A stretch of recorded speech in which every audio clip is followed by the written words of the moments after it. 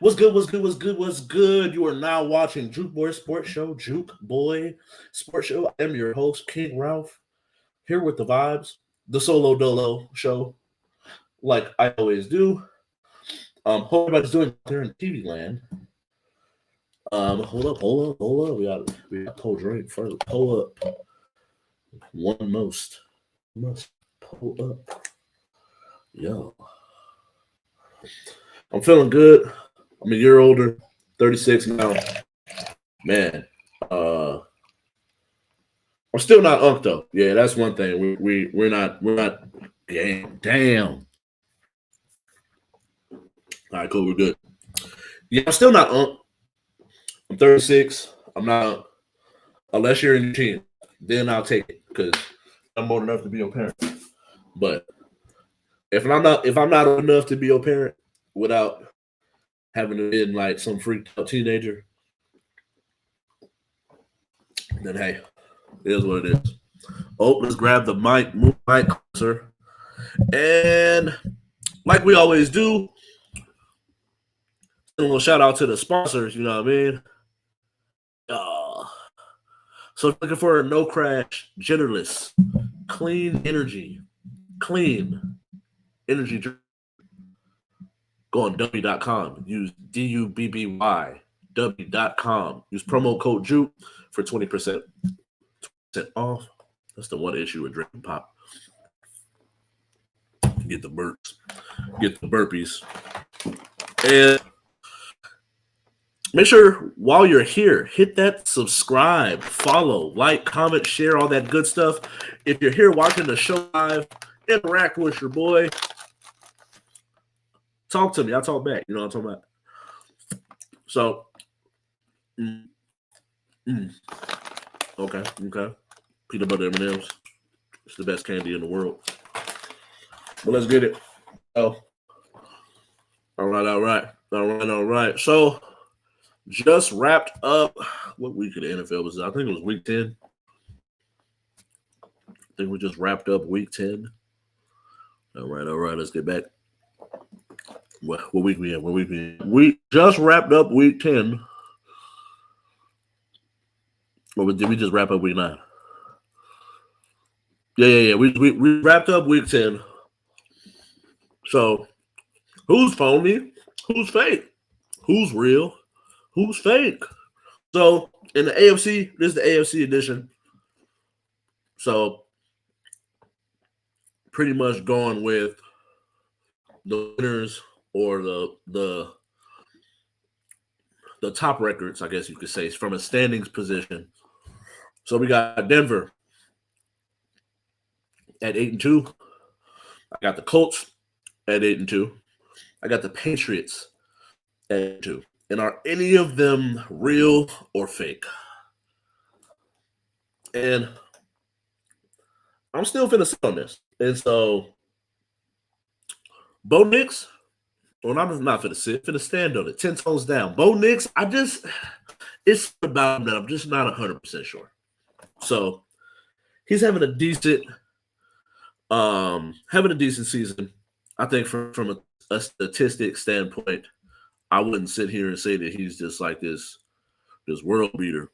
But I do that being able to get victories, and this is one thing, as much as I disagree with that, at the end of the day, winning is still a quarterback stat. So if you're winning games, the quarterback's going to get all the credit. If you're losing games, the quarterback's going to get all the credit. Or all the blame, I guess you could say it in that instance. So I'm going to talk about the Browns in a second. Dylan Gabriel for to get all of that blame as far as them not being able to win games. So if your team is 8-2, you're the quarterback, you're going to get all the credit. So for me, I think defensively, as long as Knicks can take care of the football, move the ball down the field and put some points on the board, defensively, that defense is going to do numbers and do the thing, get after the quarterback. Pat Surtain being able to lock down one side of the field. I think defensively, they're going to put themselves in positions to win a lot of football games. So in the playoffs, defense travels. So I'm gonna give them some leeway and a little bit of that. Like they're a slight contender, but I don't believe in the same way that I believe in the Colts. And not to say that Danny Dimes or Daniel Jones has earned any kind of credit or respect. At the end of the day, I think Daniel Jones this year, where no matter how good of a year Sam Darnold had, when those games mattered the most, is when there was such a big scope in the way that he played. That's why Minnesota. If Sam Darnold would have came out there and balled out, he would be in Minnesota. But the fact that he struggled in the last game of the year, and then the last game, I think it was, yeah, I think it was them with the last game of the year he played against the Vikings. I mean, they played against Detroit, and that was who was going to win the division. Blown out. Then you go and you play the Rams, you get blown out. And so, if he had went in there, one of the, or just look good in a losing effort, I think we still would be talking about Sam Darnold being a Minnesota Viking. But right now, looking at what we are right now, because he went out there and laid an egg. And so Daniel Jones, this Sam Darnold playing ball, has his team in 8-2 MVP type of season. Me personally, I mean, I will talk about it later. Jonathan Taylor is the MVP and should be the MVP frontrunner, given what he's been able to do and him being.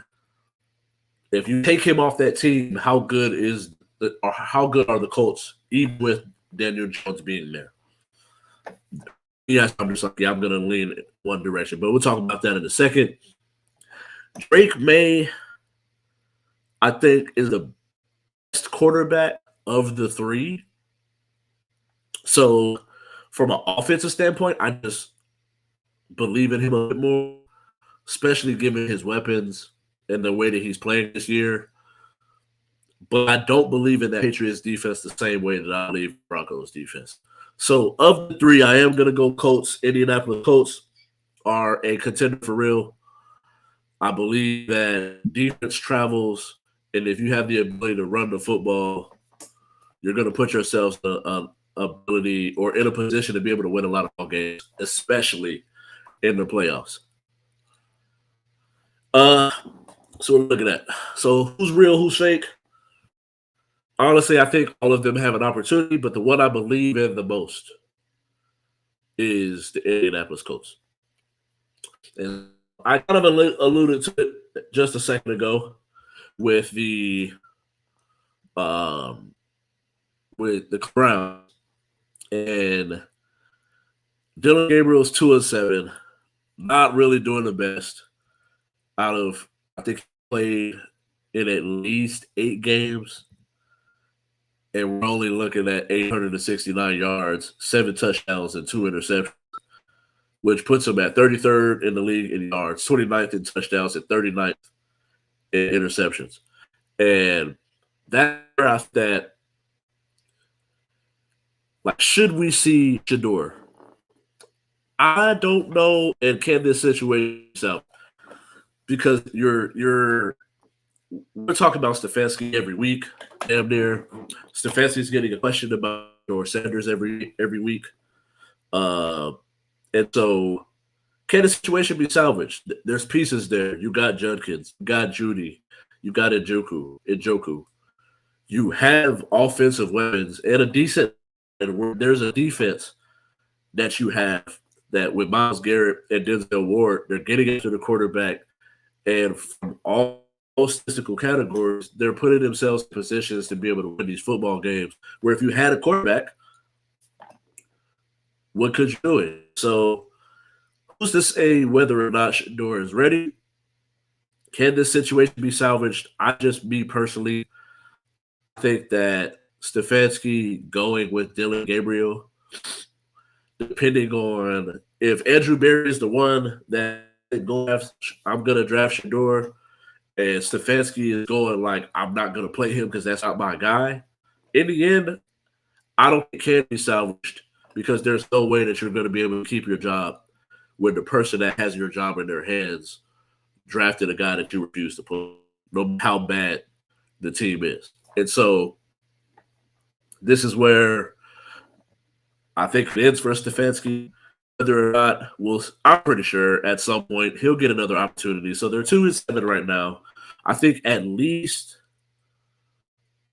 I want to see Dylan Gabriel has played or started. Let me see, because earlier now I'm sitting here looking at stuff like, wait, I don't think that he didn't start. He's not 2-7 as a starter. He's just played. He's played in about 7 games. So as a starter,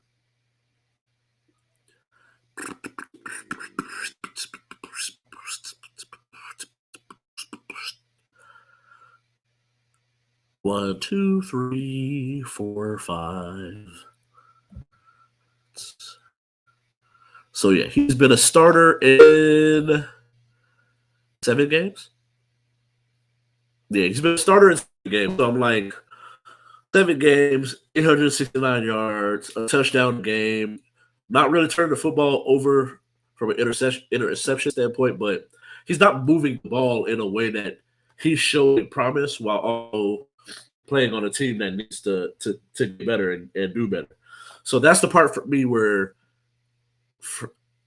going this, and if you follow the show and anybody else's show, no one had Dylan Gabriel as this quarterback in this draft class, but Shador was. If you go back, look at any kind of article, any kind of quarterback ranking, prospect ranking, Dylan Gabriel was not above Shador Sanders. Wasn't even really close to him, to be honest with you, because some people had Shador as number 1 quarterback in this draft, me included. Mel Kiper, other person that had him at number 1. And so it's one of those things where I can see where people are coming from with the hate towards Stefanski, but do you go with give him an offseason and then give him an opportunity to go out there and win it with a new system? Do you put him out there, see what he can do, and see if he can save your job?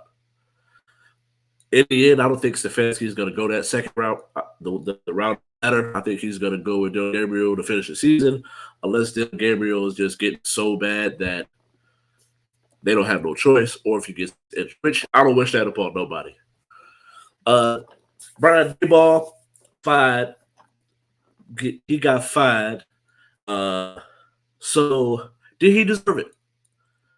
And I think for me, the reason why I'm not surprised he got fired.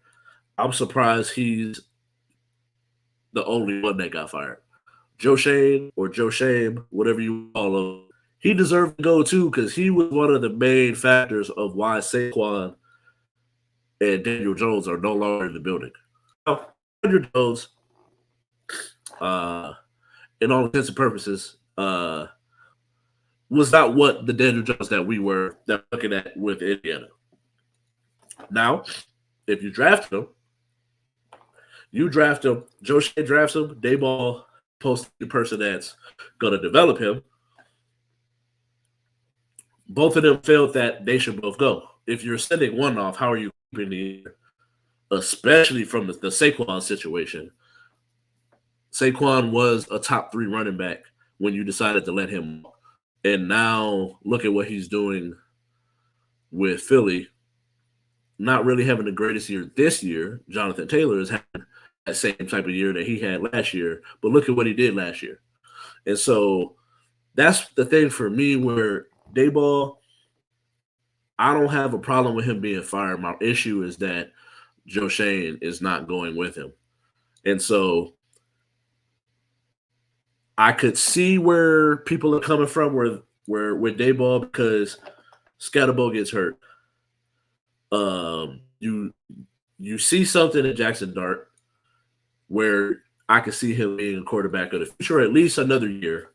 And then your star receiver, blow his knee out. So the some of the key pieces that have to move forward in the right direction to be able to win games, and they're not there, and they're out for the season. You got some promise in your quarterback to where you're still being put in games. You still are able to get these leads, and then you blow them. So at the end of the day, it's where from a coach standpoint, you're losing leads third year in a row that the season is over before Thanksgiving, and now it's time to go in a new direction. So we'll see what happens. I think this is a really good, a big spot. I feel like it's going to be really coveted. It's New York media, regardless if they play in Jersey or not. New York media is going to tell that this is the best job that's available. So we'll see what happens from here. But my only issue with Daboll is the only one being fired. Gronk has re-signed with the Patriots to be able to retire as a Patriot. And I forget the name, ladies. I want to say it was Stephanie Hurley. It was a friend of his, someone in the New England community that felt like he should have retired a Patriot. She passed away after her bout with cancer. So condolences to her family. But Gronk decides back, signs with the Patriots, retires a Patriot. Where would you rank him?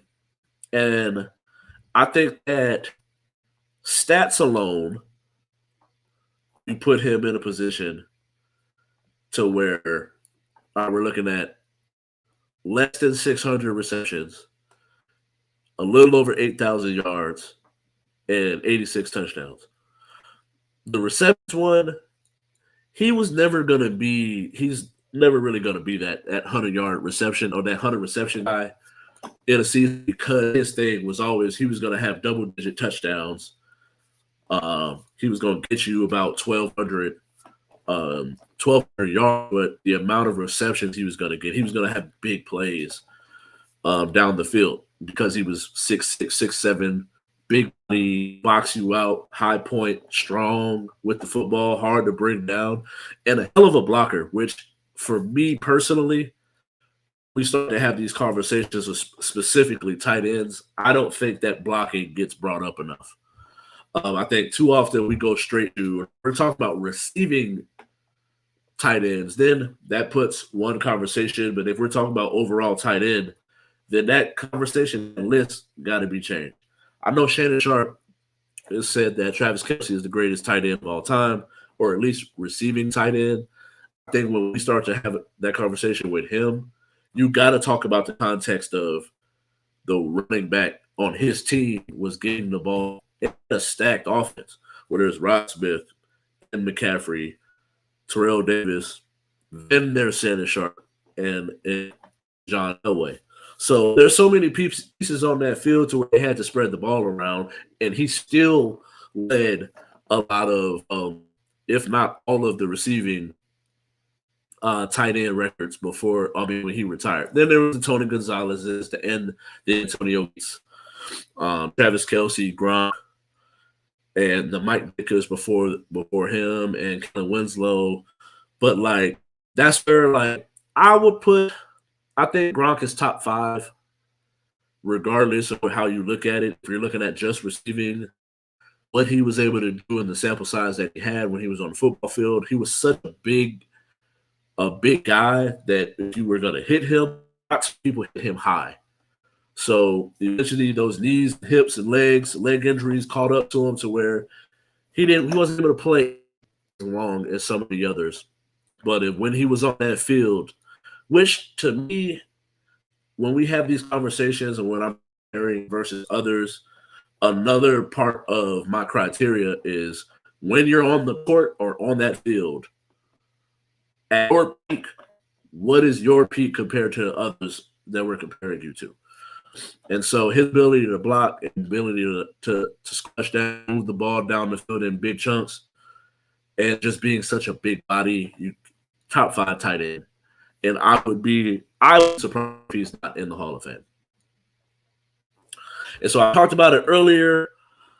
Jonathan Taylor, just shoot off some of his stats. Over 1,100 yards in 10 games. 15 touchdowns, 30 receptions, 260 yards receiving, and 2 touchdowns. So 17 total touchdowns. Looking at about 1,400 in total yards, and they're still, I think if 8-2 now in week 10, they should have a bye week. So there's at least 7 more games for them to play. And right now, in games, he's pretty much gonna get you. He has multiple games with 3 touchdowns. Just from a rushing standpoint, and he's looking at about almost 1,200 yards in 10 games. So you're at least gonna get about 120 yards. Is what he's at least average right now for every game, and then about a touchdown and a half per game. So he very well end up finishing with 27 touchdowns, damn near 30 touchdowns, at least 2,000 yards, if not 2,500 when it comes to multi-purpose. So I think at this point, he should be the favorite and the front runner in the MVP conversation. I know it's a quarterback award, but when we're sitting there when we look at the stats of the quarterbacks, I don't think that anybody has these crazy gaudy numbers that we just have to give it to him. And I think that as much as anybody, if there's no Jonathan Allen, what are the Colts? Even with Daniel Jones, you take a Bo Nix off of Broncos. Like I didn't talk about RJ Harvey earlier in that defense. I think they're not this explosive offense that I would give the MVP to a Bo Nix if he end up with the top record. Or I could see Drake May because he's a little bit more leading his team than some of the others. Then like Matt Stafford. If we're going to go statistics, I'd rather take a Matt Stafford over what he's been able to do over the last 3 games, or a Daniel Jones or a Drake May. Justin Herbert is another one too, given their record. I think this year they're 7-3, and he's second in yards thrown, but Drake May is third. So statistically, yeah, I can see it. But when we watch the football games, am I gonna think that Drake May is more valuable to his team than a Jonathan Taylor? No. So if he continues on this path, I could very well see Jonathan Taylor winning the MVP, not have to hear and just say, hey, they're going to give it to a quarterback. My bet is they've been waiting for Justin Herbert to take the spot for forever. I can see him getting this spot. 20 touchdowns, 8 interceptions, 64 QBR, over 2,600 yards in 10 games. There's not really anything to snooze at. So the NBA has changed their format. Let's get back to it. So they kept it the same, where the players, they're still going to be top 5 or the starting lineup, and 7 7 reserves, but it's just going to switch a little bit. So they are going to do the United States versus the world, but they're still going to keep it with the little like they split it into 3 teams last year. So now it's going to be 2 American teams, 1 global team or international team, and then 5 starters, 7 reserves, which will be made up of fans, media, and player voting. The major difference this year is it was broken down by position, where it's just going to be 5 starters, positionless basketball, and the 10 best players will make up the starters. They'll pick from the teams and then go from there. Do I like it? I think at the end of the day, they got to find something to try to make this better. I do believe the international players are harder because I feel like they have something that they're representing at the end of the day. Yeah, they're not representative country, but the international tag that's being put on them is going to carry, and I think they're going to play hard at the end of the day. So do I like it? Yeah. I think in the end it's going to pull something out of them that we haven't been getting over the last couple of years. Now, I do think they would be better suited to go back to the old format, East versus West, and then whoever wins the game gets home court advantage in the finals. That would be my way of trying to get them to play for something to see how that works. But hey, we'll see how this goes. Going down to the 2-minute drill, and so 2 more athletes have been caught in gambling. And when you go and you think about it, when gambling first, like Vegas and Atlantic City have always had gambling, and I believe like Biloxi and certain places in the like Lake Michigan area. I always remember my granny saying she was going to the boat to go to gambling.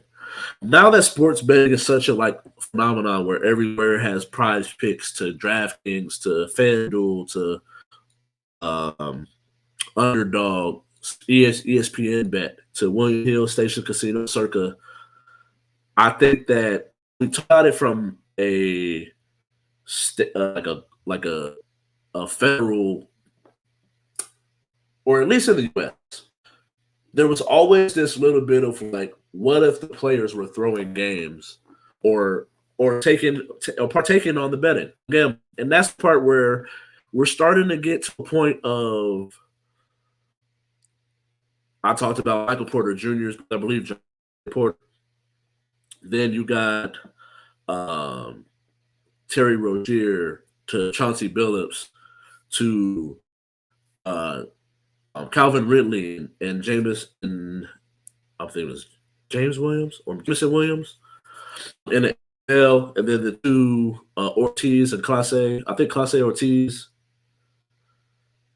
I forget the other one's name. I forget my name, but two baseball players were just recently caught doing different things in the game to help people win or lose bets. And so it's only downhill from here. I think that we're starting to get to this point where we got to try to figure it out or not beat these allegations, because I just keep seeing certain things where, yeah, they'll sit there and they'll try to say like, oh, these players are acting on their own. But you ever watch the game and just seen them do something that'll have you like, what the fuck? And so that's the part where they got to figure this out, or sports betting is going to go down the drain. It's only down from here. Aaron Rodgers is tarnishing his legacy. I think at some point this has to be his last season, because if we have another year of this, we're going to get to a point where people are going to forget that he was a 4-time MVP and a Super Bowl champion. And so I hate to see it, but hey, Rod, you got to hang it up after this season. And hopefully the Steelers are willing to go with, I think it's Will Johnson. I can't think his name. I know it's Will something. The quarterback from Ohio State last year, national champion, big, strong arm. Being 1 year underneath Aaron Rodgers and being able to take over the helm, I think it's time for Aaron Rodgers to hang it up, because we're getting into this territory where people are already short-minded anyway when it comes to their memory. And who am I to judge? But if we go too long where he's playing this mediocre, we're going to forget. People are going to forget that he was a 4-time MVP and one of the greatest arm talents at the quarterback position we've ever seen. Wanted to send a shout out to Cayenne Anthony and Jake Wilkins, son of Carmelo Anthony, the Syracuse Orange, and Jake Wilkins, son of Dominic Wilkins, with Georgia Bulldogs. Both of them freshman season starting off good. Cayenne averaging about 17. Jake Wilkins coming in averaging about 14, 15. Big body addict. Cayenne coming in mid range, being able to get to the cup, get a bucket, lock in on defense, side guard. I like what I'm seeing. Now we got to sit here and pay attention. And the thing about it, what made me really think about it was I was looking at Bryce, and up until today, I hadn't seen him log in minutes. So it's like, what's going on here? Are we going to see him this year? And will he stick it out? Type of thing. But shout out to them, ball freshmen. Freshmen's getting to it. And excuse my language, but fuck the Grammys, bro. My issue here, and this is where like we start to talk about hip hop music and pop culture, the genre itself. Part of it is I'm happy about it. Some things I'm like, no. Specifically, fuck the Grammys because Beyonce won Best Country Album. Now all of a sudden they got to nowhere and create and separate the country genre into two different genres. And one is most of them would be like Beyonce's album would be put into this new category instead of being traditional. But then there's certain people that you don't even label them like Morgan Wallen is not traditional country music. So why wouldn't you put him in a contemporary category instead of throwing him in a traditional one? That's just not like what it is. That's not, I don't agree with that. But to also piggyback off of a topic that happened over a couple weeks ago, within the last couple of weeks, there's no rap hip hop in the top 40 on Billboard. And I think that too often when it comes to hip hop music was always supposed to be thought out, and paying attention and aware of the culture and the climate in which the music is being made in. It's an art form. No major artist was ever a top 40 while they were alive releasing the art. And once they passed and art stood the test of time, that we understood and gave the art the praise that we hold. Now, when it comes to music, hip hop music, at one point we were giving, while this music was being released, it was so well thought out, thought provoking, or just made you jam to where it stood the test of time to 10 to 15 years later, we're looking at like we still hold these hits so near and dear to our hearts. A lot of the music nowadays, especially from a radio point, all the good artists used to be on the radio, and then there were still some underground artists. Where now I think that there's some good radio artists. All the underground artists are the good artists. They're driving the culture forward in a way that I'm okay with them not being on board. Because hip hop music at the end of the day was never supposed to be a billboard. They weren't supposed to control the boards at the end of the day. Now we got people mass producing albums and music, and it's just to a point where it's like it's not touching nobody's spirit. Nobody cool. And at the end of the day, I'm cool with that for me personally. I went over on my time, but I do got to get up out of here, y'all. I appreciate y'all watching. Still, fuck the Grammys. I said what I said. Excuse my language. I had to make sure my door was closed. My daughter be listening.